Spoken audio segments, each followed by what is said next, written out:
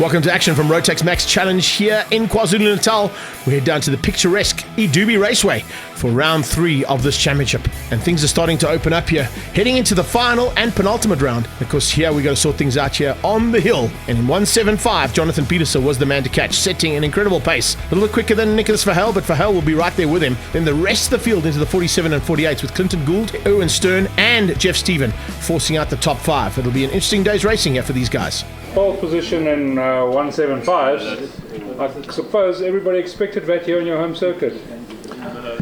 Yeah, look, we feel pretty blessed that we can put out that pace. We put in a lot of hard work through my dad and Henry and Ralph, so it's good that it's all paid off. So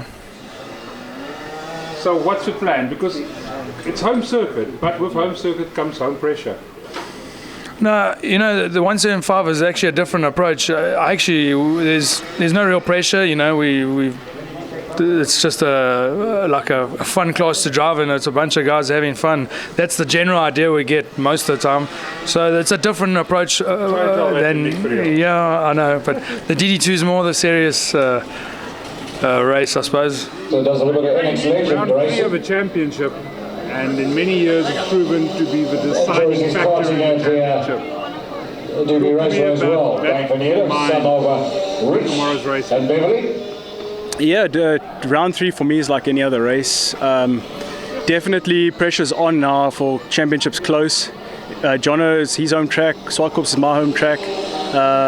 I am struggling a bit here, I'm about 2/10 off him, but it's been hard to tell in practice because we haven't been following him much.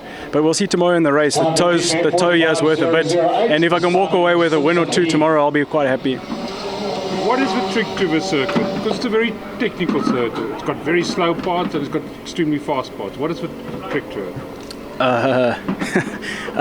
The track is quite difficult today, being a bit cooler. I'm finding, and we're running on different tires today, so it's quite exciting for all the 175 guys.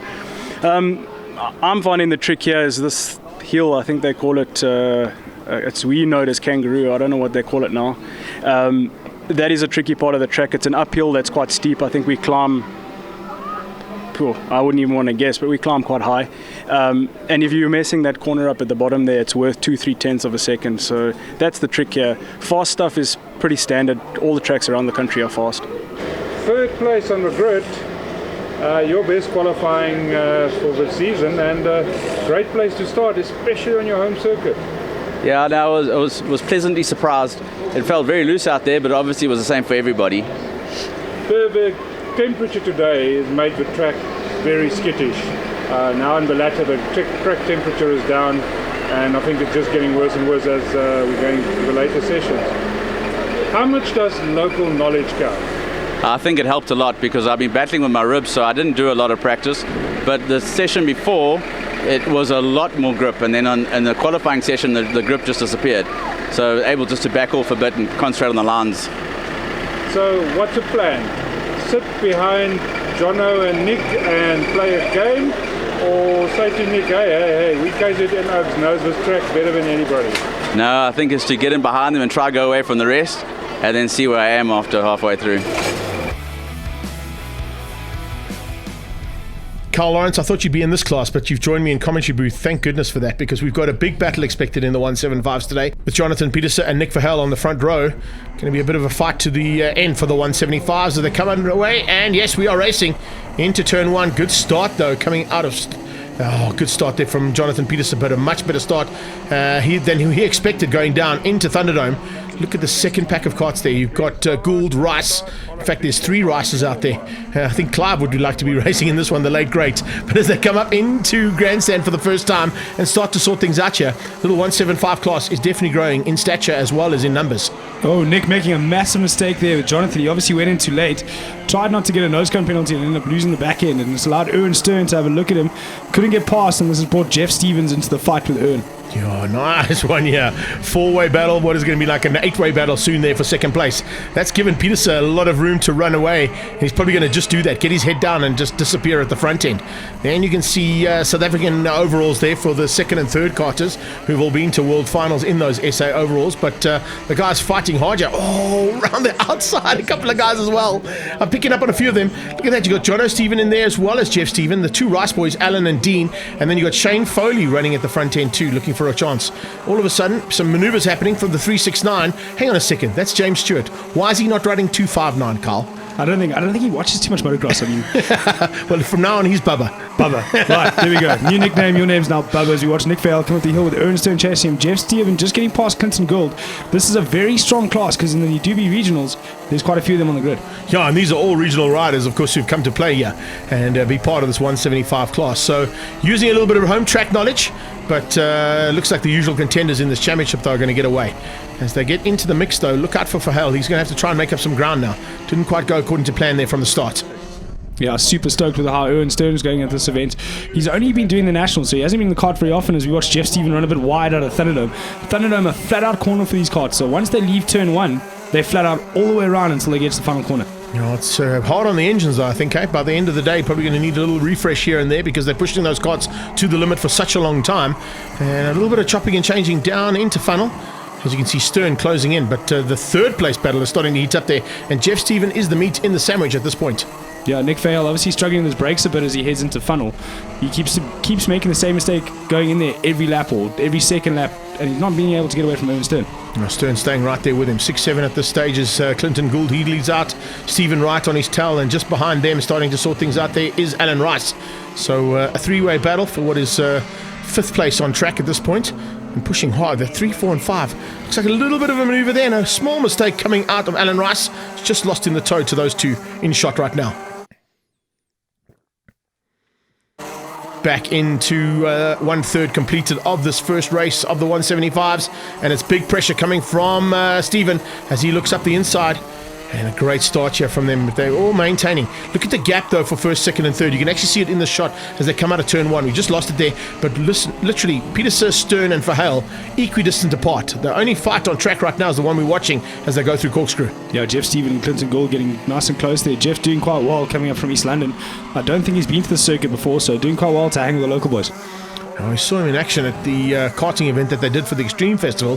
He went really well there, but had some fun and games with some, of course, South Africa's top saloon car drivers who've all come out of karting at one point or other. A little bit of a change up there. Stern has been closed down. Verheil has found a little bit extra here, but I think Owen Stern could be the most dangerous man on track. Watch out for him, possibly getting back ahead of Verheil and spoiling his day here, particularly for heat number one. Yeah, Verheil seems to be struggling quite badly with funnel again that lap, so just keeping Owen within fighting distance of him. James Stewart leads out the second pack there, just ahead of Shane Foley, and then you've got Dean Rice in that second pack, but looks like Stephen now looking to go on the attack. He's found a special line and wants to make that move, getting himself up just ahead of the 367 of Clinton Gould. He's definitely close enough to stick it up the inside here, but he chooses not to as they head down towards funnel. He might be looking on the inside of Clinton Gould as they head down here. Let's have a look and see on the brakes. Does he go on the inside? No, stays line astern for now. Maybe just waiting for a bit later. Line astern, unlike Erwin Stern, is a bit sideways coming out of pipeline. And a little bit of wide running there from Gould. Slightly different line there. Stephen, you can see using the inside line, probably the more racier line to have as they get down here into the hockey stick. He's lost a little bit of ground, a little bit of the toe there to the man in fourth. But Gould now trying to put the hammer down and get away from him now that he's got that small advantage. Yeah, one small mistake at funnel and you just don't get up the hill. So what would normally be at any normal circuit, a card length, turns into 3 or 4 on this place. Yeah, I remember they used to call that corner Kangaroo due to the fact that the kids used to jump up and down in their carts up the hill to try and get them going. Looking back there, it looked like a little bit of problem for Alan Rice. He looked over the right-hand shoulder, maybe just concerned about the cart and how the engine's performing. It wasn't a good look, it was a bad look.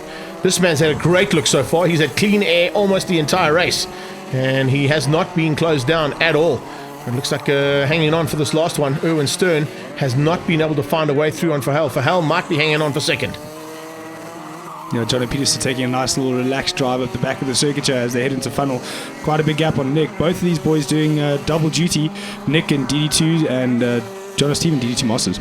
It's good to see that they're putting in the effort. This is the kind of effort you need to put into the stage of the season, heading into those world finals that are coming up as well. Don't want to be making any crucial mistakes right now. I don't think we're going to see one out of Jonathan Peterson. He's done it to perfection as they head down into the final corner. Peterson's going to hang on, and it looks like, yes, Verheul will be second. Just having over the front end of Verheul's cart, though, could possibly be in with a bit of a nose cone infringement penalty. I think that might be given to him afterwards, and it was confirmation of the results there. Verheul drops behind Erwin Stern, so he must have just tapped somebody at some point on the track and lost out there to that nose cone. Verheul comes through for a third place behind Stern.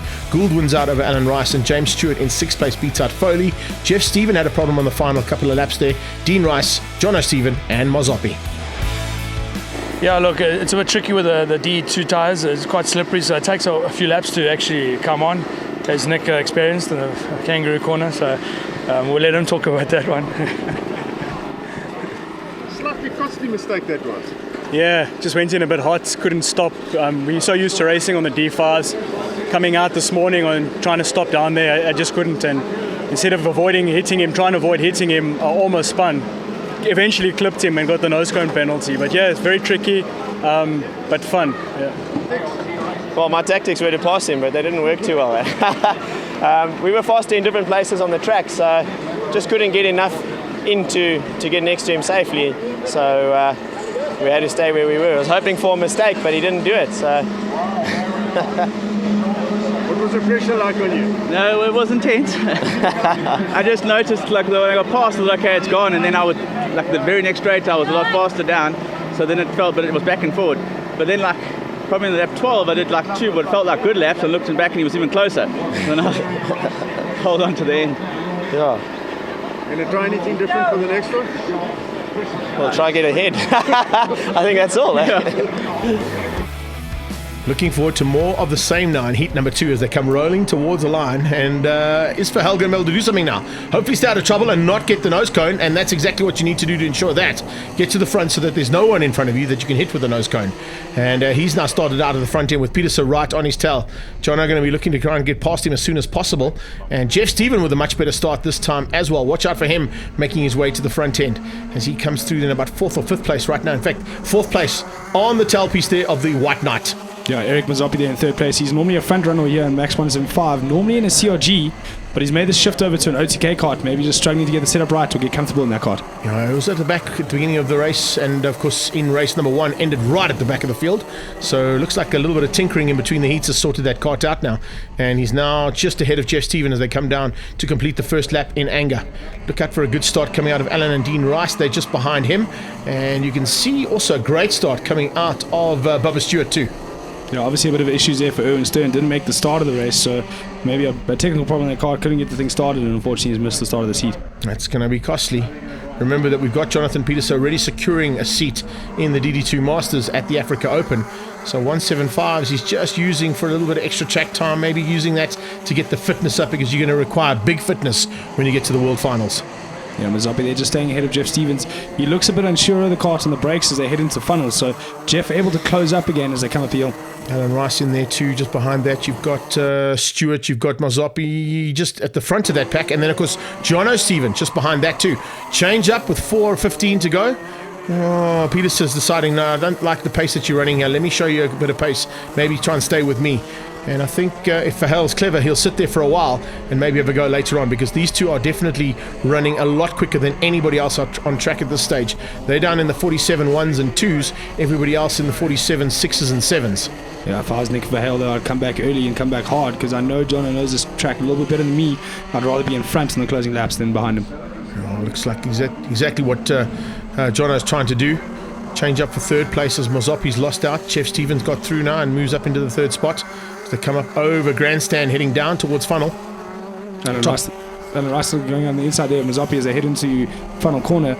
I wonder if his drive up the hill is going to be compromised there. Let's see what happens now as they come into the shot. There they come. No, he hangs on to the inside line.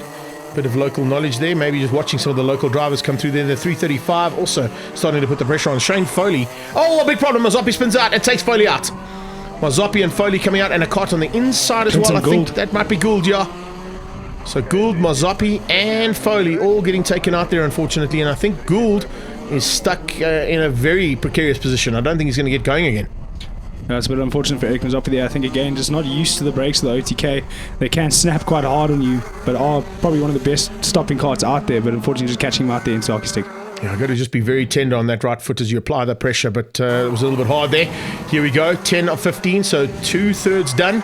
Let's see if we can keep it all together at the front end. Third place now, lonesome drive from Stephen. And he's got a little bit of a margin over Alan Rice. I don't think Rice is going to be able to catch him. Then behind that, they start to line up with, of course, James Stewart and Dean Rice right behind him as they come flying through to get into that next lap of action. Now, I don't think there's going to be any change up there between Verheul and Pieterse. Looking at the gap that they had on that last pass, Verheul is controlling things. Well, he was controlling things until Pieterse got through. Now Pieterse is returning the favour and controlling things from the front end. Yeah, I think Nicholas Verheul will be clever in the 30. If he can get in front of him early, if he can't stay in front, every time Jono comes past him, he needs to attack him fast, because Jono, like I said, knows the circuit like the back of his hand. It's a little bit easy to be consistent when you've done as many laps as Jono has done on here. Yeah, you can just see the lines there. You know, when you come to Swartkops and you watch Verheul, you can see just how much time he spent at that track. And the same thing applies here to Jonathan Pieterse. He just seems to have the flow. And in fact, when you watch them through the very fast stuff, you know, you can see where the carts are sitting like glue and other carts are sort of maybe have a little bit of a jitter or a bit of a rumble going through there. And speaking of rumble, through Thunderdome now, that rumble is on because the end of the race is coming very, very soon. Yeah, you can see in the driving style of Jono, though, he's not worried about Nick Verheul. He knows he's got a big enough gap to stay ahead of him.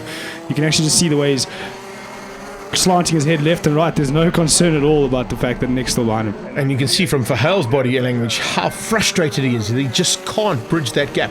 No matter how hard he's driving his cart, that CRG just won't catch onto the back end of the Tony kart. Jono to Stephen there coming into you can see the change in line in the hockey stick coming through for his final lap. He's going to take the win here ahead of Nicholas Verheul. Great drive from Jono, showing a bit of track knowledge. Perfectly done. Beats out Verheul for the second spot, and across the line, Jeff Stephen will eventually come through for third place. So look out for those three fighting for the third and final heat of the day here in the 175s.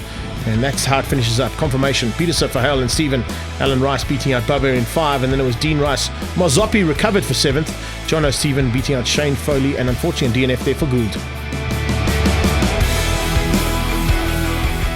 Yeah, I know, look, that one was a little bit tougher. Myself and Nick, the paces got a bit closer.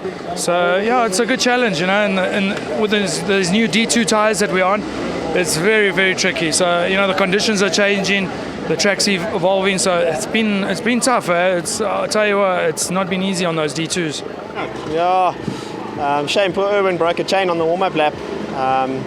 Then I was hoping I could come across in time to defend third, but other guy came through, so it was a case of following him for a few laps, and I got a good run-up hockey stick for one lap, and I stuck a nose in and managed to make it fit. And then, yeah, from there on, I think he had a bit of trouble behind me, and it gave me a bit of a gap, and I was able to just get away with it.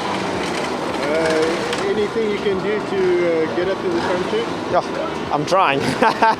They're super fast. It's still our first time at this circuit, so still trying to learn one or two things, but yeah, Nick and Jono are really, really quick today.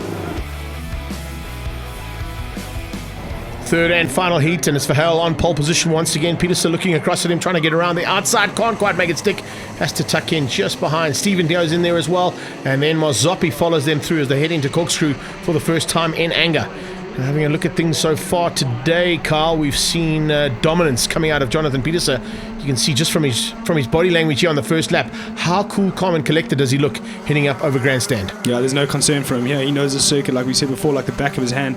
This sort of circuit, I've always struggled here. It's one of those circuits you can't overdrive the track. You've got to be there. We see it, Nick trying to overdrive into funnel, got a bad drive, and Jonathan Pieterse looking on the outside. He'll cut back to the inside for hockey stick now, and possibly have a move there onto Nick as we head down into hockey.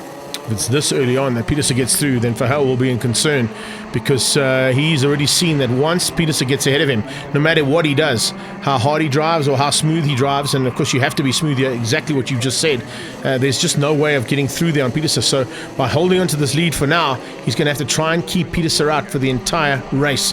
Otherwise, things are going to be made even more difficult at the final round at Swartkops, his home track.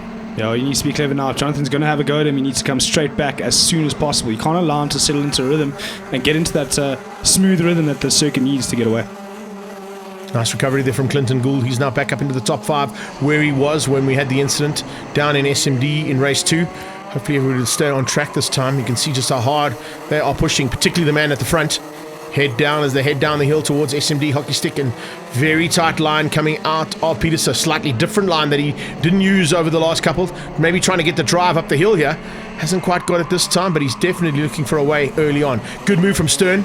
Dives on the inside into turn 1 and gets up ahead there and drops down. I think that was Clinton Gould dropping down 1 position for him. Yeah, Owen Stern coming from the back of the grid because he didn't start the second heat, so he didn't set a lap time to put him on the grid. So coming back now, just behind Clinton Gould, but Eric looked like he got a little bit of pace there on Jeff Stevens, but he just can't find a way past. Maybe just not comfortable again with that kart, not getting the setup right, maybe just a little bit too used to his CRG. Shane Foley is in that mix as well, so don't take him out of the equation. Round the outside comes Peter, so watch for the cutback as they come over pipeline. Steven hanging on, Mazzopi hanging on as well. Look how hard Mazzopi's having to push that white cart of his as they came over pipeline. He was sideways into the pipeline corner, ran him wide, opening up a door and possibly for a 4th place change-up. As they come across the line, no, Mazzopi hangs on, only just. And Stern capitalizes on it. He goes up and into the 5 spot. Nice driving there from Irwin. Yeah, watching the front group, Jono Steven just looks, Jono Peterson, sorry, just looks a lot better up the hill than Nick Verheul. Nick seems okay around the most part of the circuit, but again, just up the hill off the funnel, he seems to struggle to get away from Jono there. Yeah, the drive just compromised by the line that he's taking. You can see Peterson using what would be local knowledge on this line. Let's have a look at it there. Slightly tighter line, running wide. Both of them on exactly the same line on the exit, but it's the inside and the entrance into that corner that helps out Peterson. But he's just not able to make it stick his head. Oh, Stern with a touch, and he sends Mazzopi flying. He's not happy about that. Yeah, Mazzopi Shame not having a good weekend this weekend. I don't think he's finished the heat yet. Or he's finished, but he hasn't finished high up at all. So unfortunately, just a difficult weekend for Mazzopi, but that's allowed Erwin Stern through to 3rd. Oh, got a tap there. That wasn't quite the tap he wanted. Stern's dropped back slightly, though, due to that tap.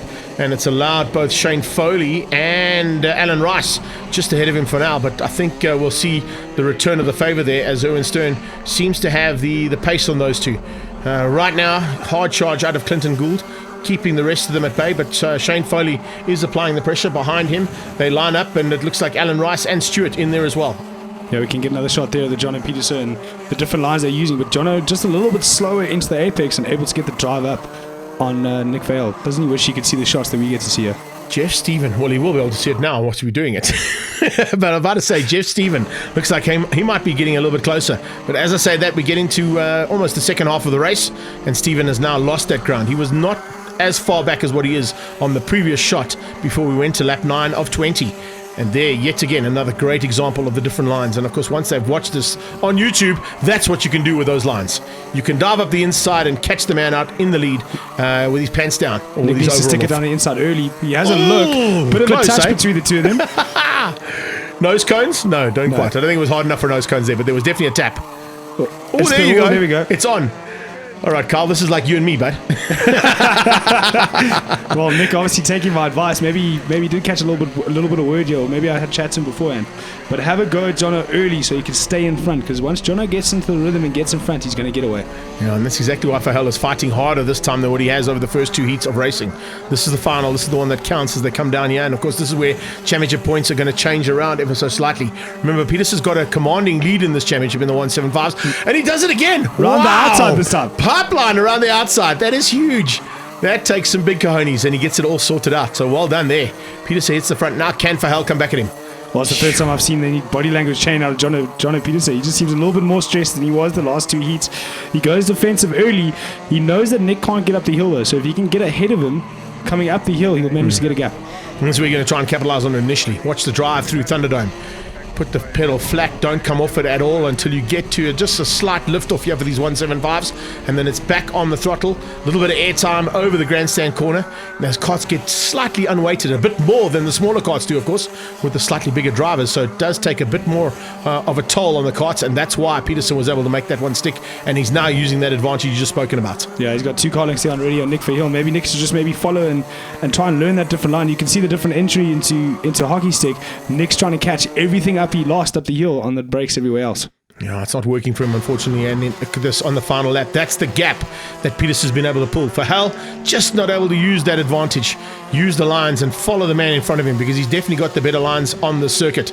Peterson going to come through for another victory. 3 out of 3 for him on the day. It's kind of been a day of triples so far as he finishes up at the front end of the 175s. Great dicing in the mid-pack as well, with Verheul finishing in second place. But of course now Verheul with lots of work to do at his home track at Swartkops for the final round of Rotax Max. There's confirmation of that final heat. Peterse ahead of Verheul, Jeff Stephen in third place with Shane Foley beating out Clinton Gould, Rice, Stuart Mazzopi, Dean Rice and John O'Steven. Unfortunately, Erwin Stern with some problems on lap number 13. Yeah, look, the cart's well set up, and I knew I just had to be patient. Nick had some good pace. It was good to have a good race with him, and I enjoyed it. So, I hope we showed how good the 175 class can be, and hopefully we can silence the critics. The championship seems to be looking good now. Yeah. For me, it's just about having fun. We've managed to secure a ticket to Zana already. So for me now, it's just a matter of training and trying to get myself race fit for later in the year. I tried everything. I knew that he had me up the hill. We tried to change now, and it didn't feel great. So I knew the hill was going to be my weakness, and I knew I just had to stay in front of him. I defended a few times when I could hear he was there, but the answer was there from him. He knew exactly when and how, and yeah, when he got in front of me, I used his toe till the end, and then the last 3 laps, I just had nothing left. Still not a bad result for the day, though. No, happy with the results. It's great that the guys are the new guys in the Max Masters or the Max 175 class. They're going to get better by chasing guys like us and Jono, and it's good for the sport and also nice for the older guys to have some fun.